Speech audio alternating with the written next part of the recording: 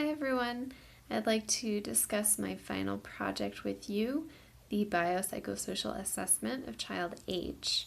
Child H is a 5-year-old Caucasian male.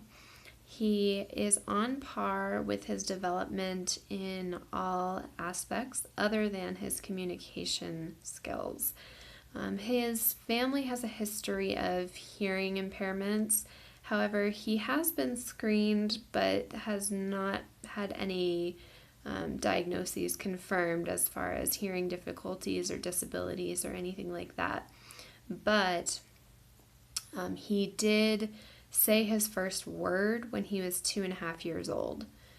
So clearly far beyond the 9 to 12 month window where it's more expected to occur.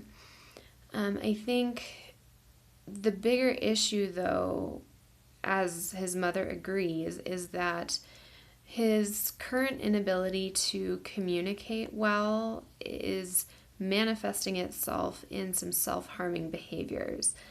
Child H's mother told me that about 6 months ago, he began to hit himself and bite himself when he was unable to get his point across.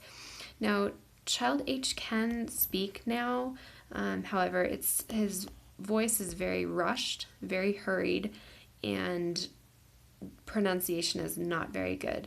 So in order to understand him, you really have to listen closely, and then not always, it can't even always be understood still. So Mom says that she feels he gets very frustrated and anxious when he can't be understood by people, and so that's when those self-harming tendencies show up as kind of like a negative coping skill or an unhealthy coping skill that he's using to find some control or find some, power in the situation where he feels powerless.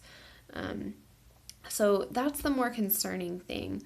Luckily, Mom says since he started kindergarten in August, his communication has improved by leaps and bounds. She said now he is a chatterbox, and communication is just far, far better than it's ever been. He has been seeing a speech therapist since he was 2.5, and that's when he said his first word, was with the speech therapist. I think the implications for social work practice to remember as far as understanding Child H is remembering the multidimensional approach that we take and taking into consideration, his biological strengths. His mom had a very healthy pregnancy. Child H has a really varied diet. He is actually really open to trying new and different foods, which is excellent for development. But then, family history of hearing issues. And then social strengths, he's all on par with all of his development there. He does well in school. But the only problem is his dad is not in the picture. So, I think taking into consideration the different things that we look at is also really important with understanding all of our clients, not just, Child H. Also, just thinking about milestones and having a basic idea of when to expect what to happen.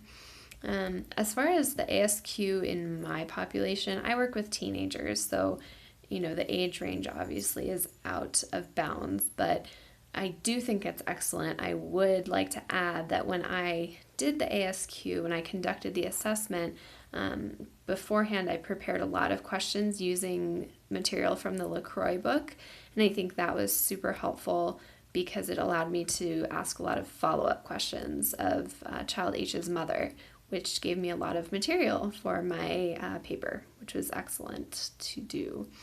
I think from this experience, I learned that I can do it. I was pretty intimidated at first. Like biopsychosocial assessment, it's kind of big. But anyway, I really enjoyed it. I feel a lot more confident and ready to move forward in my social work career. Thanks, everyone.